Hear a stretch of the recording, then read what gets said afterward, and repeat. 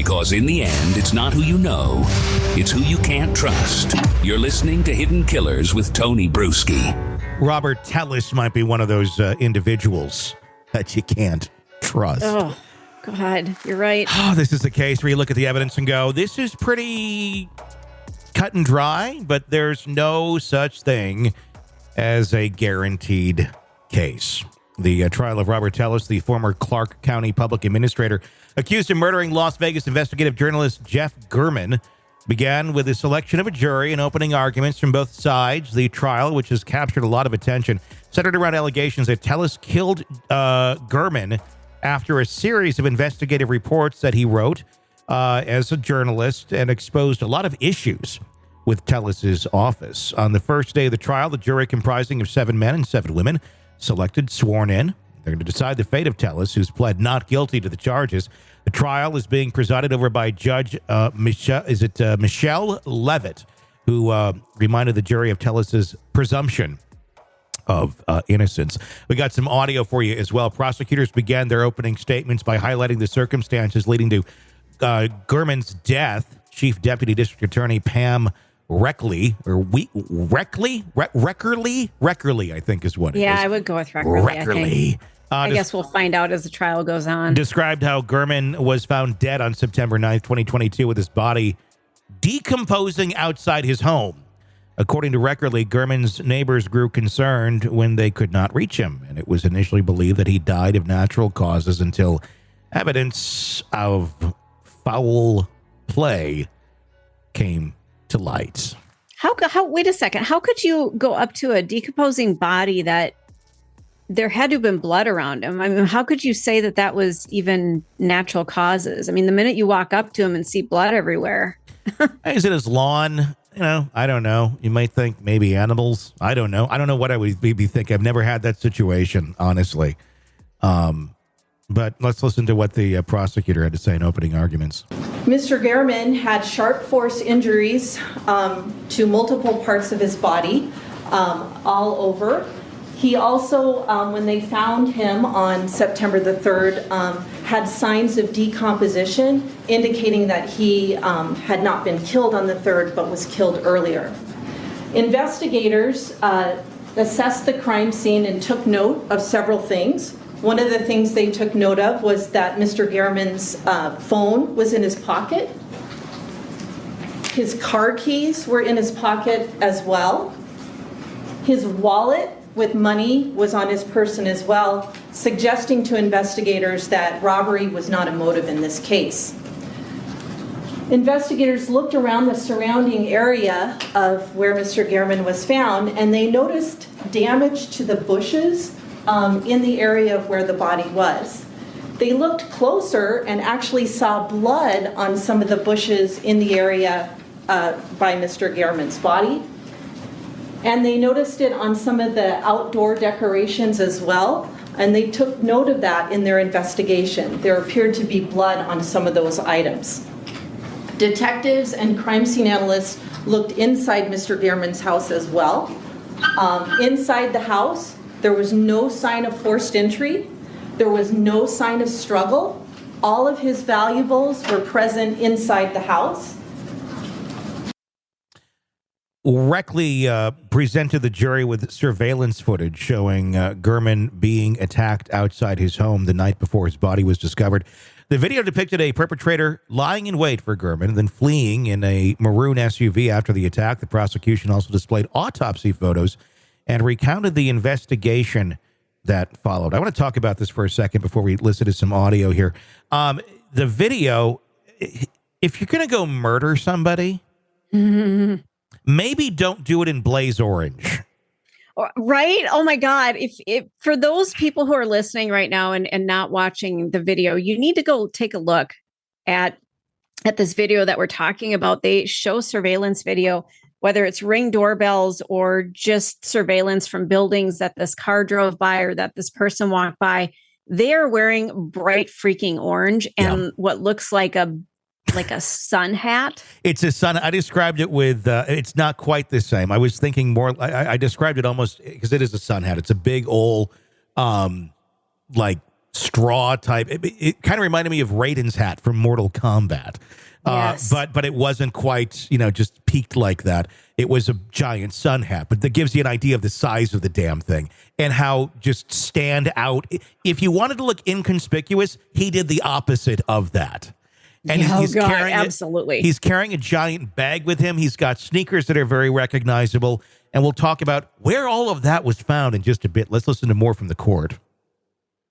You can see their thumbnail photos associated with those maps that he downloaded. And it's probably hard to see because they're little, the thumbnails of what that picture, those two pictures are of. But here's a bigger version, and it should look familiar to you because it's the side of Jeff Garriman's house where Mr. Garriman's body was ultimately found. And that image was in Mr. Tellis's phone. Detectives also execute a search warrant on the office of Mr. Tellis at the public administrator's office. They search his work computer as well. And in some of the searching on his work computer, they find that he was looking up the make and model associated with Jeff Garriman's car, which I think is a Honda. So that was found in his work computer as well. The prosecutor detailed how Garriman's investigative reporting on Tellis had led to a contentious relationship between the two. Tellis had publicly criticized Garriman, calling his reports politically motivated and referring to him as a bully on social media. Weckerly pointed to his animosity as a potential motive, explaining that Tellis had a maroon SUV similar to the one seen in the surveillance footage. Or identical. And this, to me, I think, is what completely sinks the case. Because I don't know any other case where you'd have someone else's DNA underneath your fingernails, unless it was your sexual partner. Right. And you could write, that could be explained of like, well, we just had sex last night and somebody killed them. I'm guessing they didn't have sex. That's just kind of my guess here. DNA evidence found under Garriman's fingernails matched Tellis. Yeah, that's a huge freaking On problem. September 7th, the police make contact with Mr. Tellis, and they photograph him all over. In particular, they photograph his hands, and they notice on one of his fingers he has a Band-Aid. They ask him to remove that Band-Aid, and he has a cut injury on one of his fingers. While detectives are photographing and getting that DNA sample from Mr. Tellis, other detectives go to Mr. Tellis's house and execute a search warrant there. So they go to the house that very same day on September the 7th, and some of the detectives are looking through the living room area of the house, and they're kind of focused on the end of the couch, sort of underneath. They see a shoe, and there's actually a Ziploc bag on the right side of the photo. They examine the shoe. They find the companion shoe, but that shoe has been cut in half and sort of destroyed. And the bag, that baggie that was underneath that couch, actually contains pieces of the shoe as well. So they collect that evidence. And the reason why that was important for them is they compared it to the shoes worn by that assailant on Bronze Circle on September the 2nd. They don't just search in the house, they search in the garage as well, and there's a gray kind of tub in the garage that sort of stores stuff.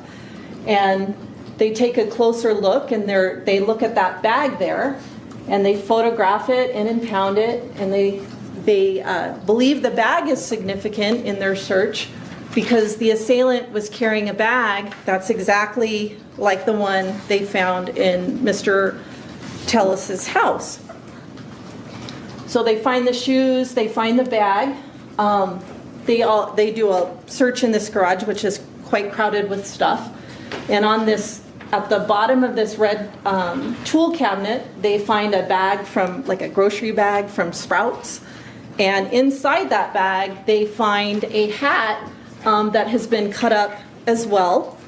And the hat, of course, is significant because it has the same identifying characteristics as the hat worn by the assailant.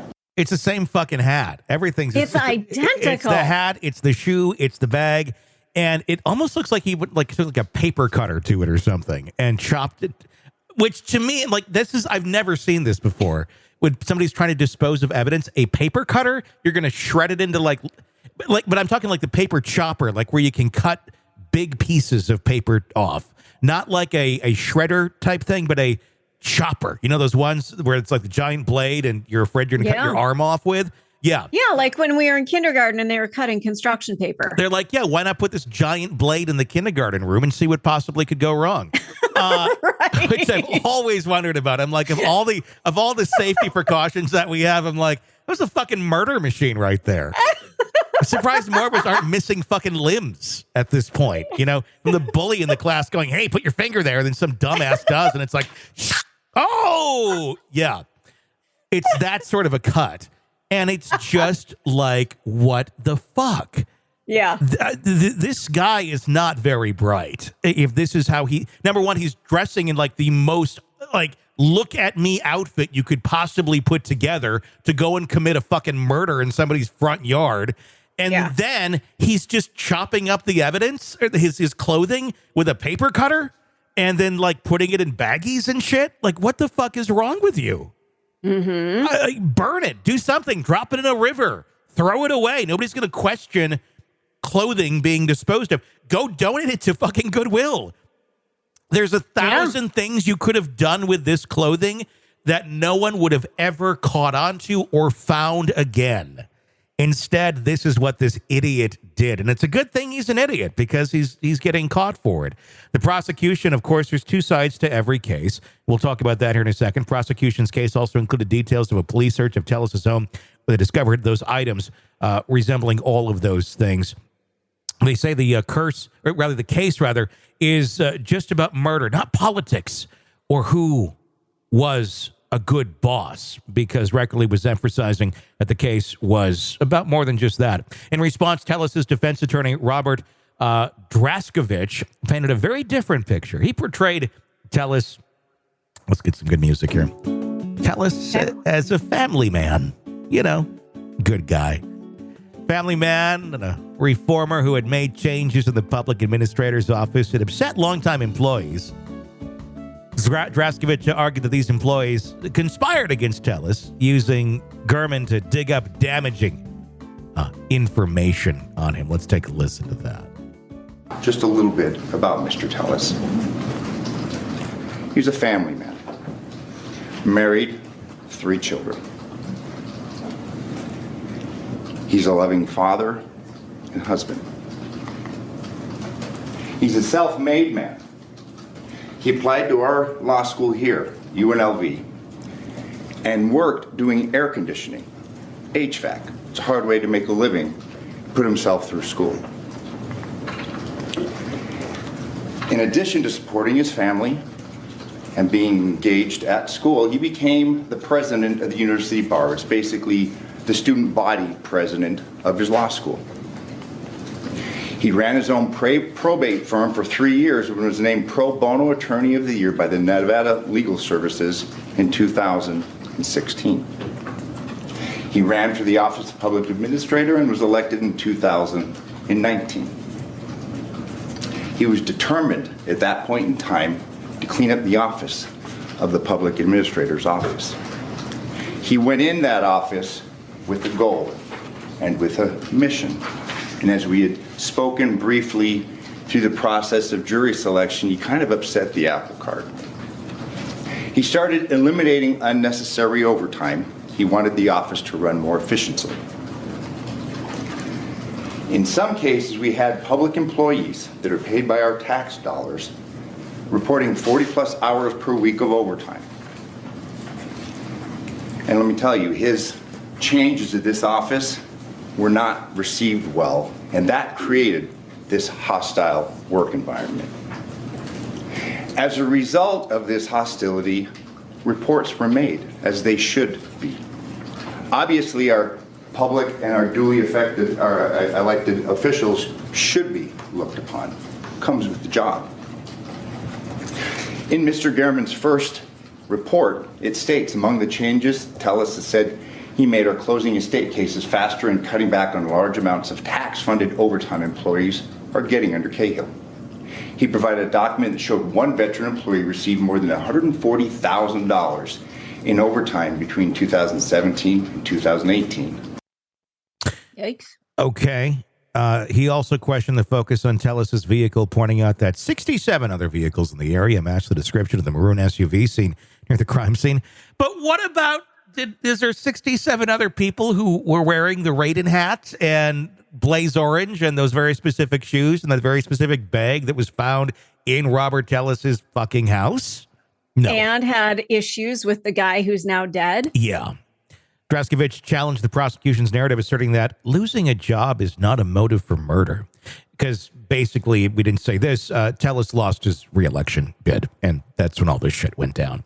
Highlighting Gurman's reputation for making enemies through his bold reporting, he presented voicemail threats Tellus had received and suggested that there was a bigger picture that had not been fully investigated.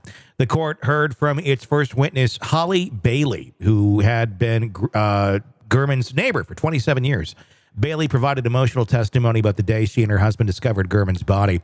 She described her initial concern when she noticed Gurman's garage door was left open, something he never did. When her text messages to Gurman went unanswered, she became increasingly worried. The next day, her husband went to go check on Gurman and found his lifeless body in the yard, prompting the 911 call. She came running in the house sobbing and screaming. And I said, "What's going on? You know, what happened?" And I ran out there to my husband, and he was on the phone with 911. And he was in shock, and I went into shock. And he was having a hard time. Your husband was? Getting to the 911 operator to understand him. Okay. What happened after? Does your husband eventually get on the phone with 911? He just kept saying, "We know he's dead." What he didn't say, "We know he's dead." I heard him being very, like, to a point of arguing because, you know, just get the police over here. And she wanted to know, well, is he breathing? Is what, you know, questions about how do you know he's dead? And he said, "What is taking so long?" or something to that effect. "Why can't you just get the police over here? I know he's dead." Okay. And you could see your husband was upset. Very upset because, you know, he has a bit of an accent and nobody can ever understand him on the phone. Plus it's above 115 degrees. It was a super hot day, very hot. Okay. Did you go over to that side of the house? Yes, I went up to my husband and then I saw him. Okay, and when you say him, who are you talking Jeff. about? Okay. After that, do the police or medical personnel eventually arrive? Yes, but one policeman was walking up the block. Okay. And I just felt like it was, I was in shock, but it just seemed like everything was in slow motion because he was walking very slowly, and I kind of said, "Would you please hurry up?" Okay. And he says, "Do you have a medical emergency?" I said, "No, it's not a medical emergency." I said, "You can see." Okay. And you directed him over to Jeff? And then I saw a fire truck at the end of the cul-de-sac, but they wouldn't come up. Okay. Nobody came up the block. All right. Did you remain outside and kind of watch as... Yes, I was praying over him, talking to him. Okay. And so it was you there kind of just praying for Jeff? I was, because I just didn't seem, it was just very not natural. Okay. And you didn't... And it just couldn't just, I mean, didn't look like a natural death, I could tell you that right now. Yeah. So it's not looking very good, if you will, for this case or Robert Tellus. Bailey's testimony left the courtroom in silence, with the defense choosing not to cross-examine her. Good move. The trial is expected to continue with more witnesses and evidence being presented by both sides.